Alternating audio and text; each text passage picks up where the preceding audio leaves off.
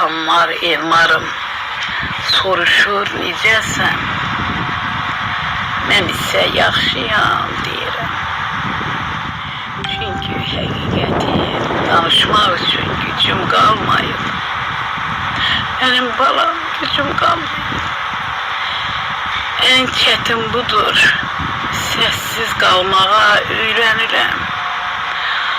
Amma içimdə fırtına dayanmaq bilmir. Ən ağır yorğunluq izah edə bilməməliydi. İzah edə bilmirəm.